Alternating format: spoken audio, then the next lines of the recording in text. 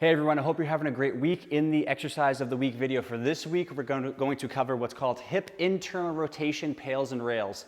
Pails and rails is a specific type of sequence throughout some of our stretching and mobility drills to not just open up range of motion, but build strength throughout that end range of motion.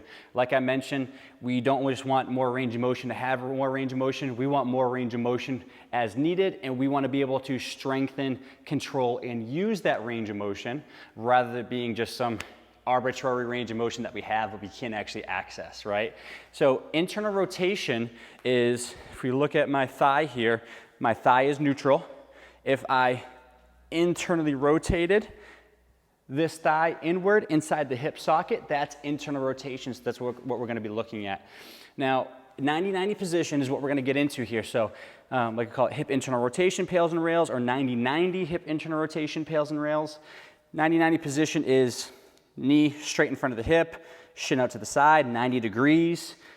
Knee straight out to the side, 90 degrees right there. So this is my 90-90 position. Some of you might notice just getting into this position is like, man, that's really tight, right? This back hip is limiting me. That's internal rotation, which is limited. So we might notice from this position, right, this may not be the best position for some of you to start. Just to ease off this, if you need a regression, we can go down to the hand and bring that hand further to the side, a little easier now in this position, a little more forgiving. If that is still challenging, we could also go down to the forearm. So we have almost level 1 here, we have level 2, and then we have all the way up here, level 3, right? So we can find where we fit into that sequence. So when it comes to hip internal rotation, what we want to do is actually get our body to turn and rotate towards this hip. So the entire sequence when it comes to pails and rails is a 2-minute stretch in that position. So I'm going to actually breathe in, trap some air into the lower abdominal area, stay tall. I'm going to try to go as far as I can. I'm rotating and turning, and that's about it for me, towards this back leg to get into and stretch internal rotation. Once I find that position, I'm going to hold for 2 minutes. Should be a fairly uncomfortable stretch. For a lot of people, stretching into internal rotation feels more like a joint sensation than a muscle sensation. It's not going to be like stretching your hamstrings. You're going to feel this deeper down within the hip joint, like almost an achiness to it is what it's going to feel like. That's correct if you're feeling that. But rotating as far as I can towards that leg, holding. Trying to get everything to relax over 2 minutes at all times, right? I see a lot of people cheating. We're either rounding our back, we're leaning away, or we're lifting this. Keep all that in position. Maintain good integrity of your body. Rotate to find internal rotation. Okay, at the end of 2 minutes, it's going to be a 15-second active contraction. So I want to actively drive this knee down into the ground, engage the muscles of the hip. I'm going to ramp up, so I'm driving that knee down. I'm increasing tension throughout the body, driving this shin down, engaging the abs, engaging the hands, everything, trying to irradiate and create tension throughout the body so I can then do a better job of engaging this back hip, building tension and ramping up over 15 seconds, 10%, 20%.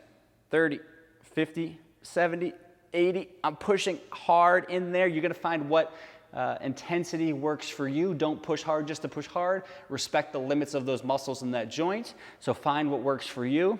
Building up and pushing down in there over 15 seconds.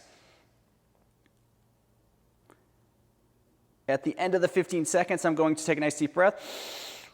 I want to engage those muscles that are doing the opposite motion, allowing me to rotate deeper into hip internal rotation.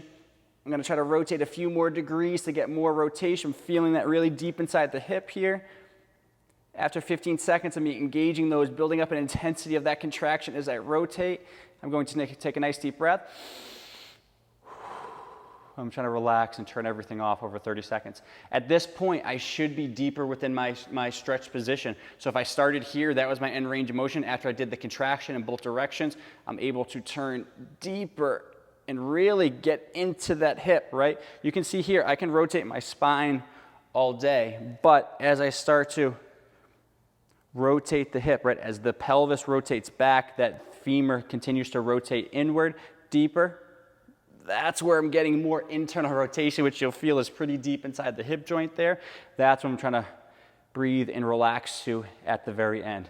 Again, hip internal rotation is one that's really overlooked, right? It matters so much from a function of the hip.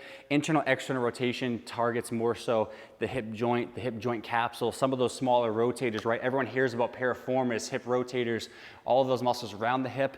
We need to use internal and external rotation to get to those.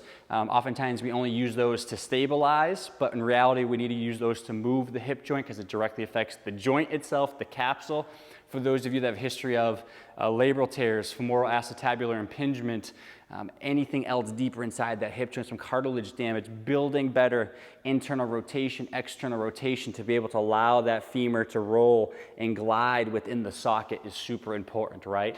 This will open up that hip joint to provide more range of motion to then improve other areas as well, whether we have tight hip flexors, tight hamstrings, tight quads, right? This is really the foundational movement that we need to isolate first and then move on to some of those other areas. So I hope that helps, right? I hope you enjoyed the video today. Work on this on both sides. See if you notice any differences. Some of you might notice as you get from one side to the other side, even just setting up in this position, like, man, that is a lot tighter. I need to back off on that side because that's pretty restricted. Work on that more restricted side. Really try to open up that hip joint, right? Work on your rotations, work on rolling the pelvis, getting more internal rotation there in that position, and just see if explore that position and see how you feel. Some of you, that might be a good starting point. Other people might feel pretty comfortable. They can just sit up right in that position all day long. And if that's the case, we want to work on strengthening that range of motion. But I hope you enjoyed the video today. 90-90 hip internal rotation, pails and rails. If you have any questions, comments, feedback, drop a line below, and I look forward to discussing it more with you. Have a great week, everyone.